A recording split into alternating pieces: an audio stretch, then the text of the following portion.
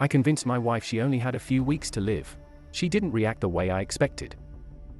Okay, so before you go calling me a complete asshole, you should know my wife, Stacy, has pulled some seriously fucked up pranks in the past.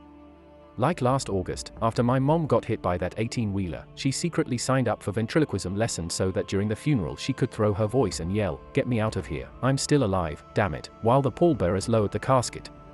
Or there was the time she tricked me into thinking I'd won the lottery.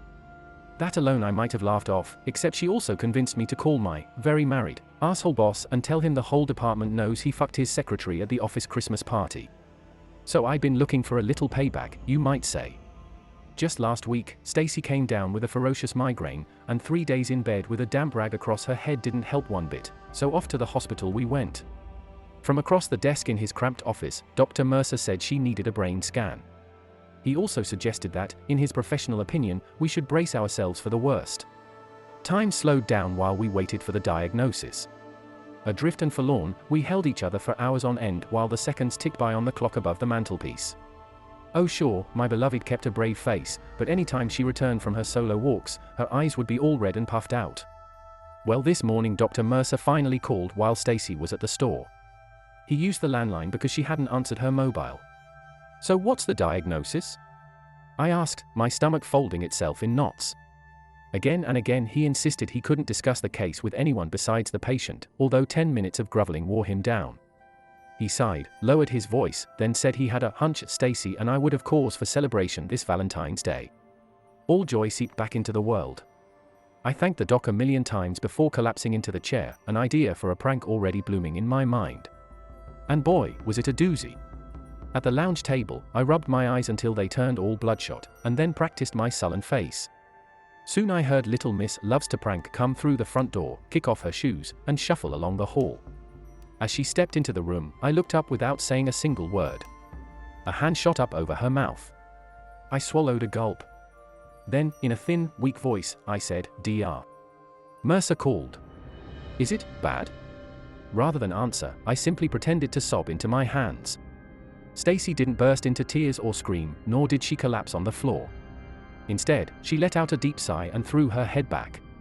On the wall beside the window stood a dark wooden cabinet. She went over to it, slid open the bottom drawer, and lifted out this huge, metal trunk. I stood up. "Everything okay?" The trunk had a combination lock. Once Stacy rolled the numbers into place, the latch opened with a little click. "Do you love me?" she asked over her shoulder. Still in character, I said, "Of course I love you. I'll always love you. And we're gonna get. Then drink this." She spun around, holding out a whiskey bottle. I craned my neck to peek inside the trunk and glimpsed a pair of handcuffs and a red bow tie before she blocked my view. "I bought it for a special occasion," she said. I stepped forward, arms outstretched. "Listen, no matter what, we're gonna get through this mess together. Just drink it," she snapped. "Please. It's important. If you love me, you'll drink it." Was this a joke? I searched her face for answers, finding none. But hell, who was I to judge? Everybody processes grief in their own individual way. "Sure, honey." I grabbed the bottle from her and took a long swig, my insides already warming. 5 seconds later, the floor rose up to meet me. Darkness swallowed the lounge and everything in it. My next memory is of the words, "I love you," drifting toward me from the end of a long tunnel. There was pressure inside my skull. I tried moving, couldn't. My hands had been cuffed behind my back, and my ankles were bound together by a length of rope. I was propped up on the sofa in a tux. Through the haze, I saw two Stacys orbit one another, both wearing her favorite dress, that read off the shoulder number. In her right hand, she had a pistol. Where did that come from? Her voice echoed on and on as she told me she prepared for this day years ago, that she couldn't bear the thought of me carrying on without her and starting a new family. Although I dipped in and out of consciousness, the words, "We have to go together," kept stinging my ears. I thrashed around, unable to speak. The best my drooling mouth could manage was slurred, random syllables. Stacy sat beside me and pressed her right temple against my left, the pistol angled in such a way one shot would tear through both our frontal lobes. Oh fuck, did she plan on killing us? My attempts to beg her to wait came out as a nonsensical gurgle. Squeezing those beautiful green eyes of hers shut, Stacy said, "Goodbye, Frank. I love you so much." By now enough of the brain fog had lifted that I could mutter, it was a prank. She stopped breathing, tensed up. What? I took several quick, short breaths. It's a prank.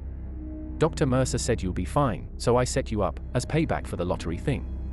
For almost a minute, neither of us said a word, the room thick with tension.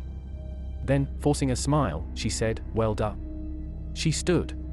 "Did you really think I was gonna kill us both? I knew you were full of crap the second I walked in. You're the worst actor in the world. I just turned the prank around on you." Ha ha ha. The way she said this, every word steeped in sincerity, made the statement swing all the way back towards hollow. She crossed the room and slipped the gun into the trunk before returning with a key to unlock my cuffs. Well, that's a relief about the diagnosis. We should celebrate. How about we order Thai tonight? After she loosened the rope, I got up, rubbing my chafed wrists, my vision blurred and my throat dry. Sounds great. Perfect. With that, she smiled, stood on her tiptoes, lifted my chin with a finger, gave me a quick kiss, and then disappeared into the kitchen. My shirt was a drenched rag against my chest. Had it really been a prank? Surely drugging me was a step too far, even for her. Just then, the phone wailed. It sounded painfully loud inside my aching skull. Dr. Mercer was on the line. And this time, his voice carried a distinct sour note. "Frank, I'm really sorry, but there's been a mix-up with the results. Can you have Stacy call me as soon as possible? It's urgent." The room tilted from side to side, the ground shifting beneath my feet. My better half came back through the door and said, "Who was that, honey?" I hung up and swallowed the lump in my throat. Wrong number.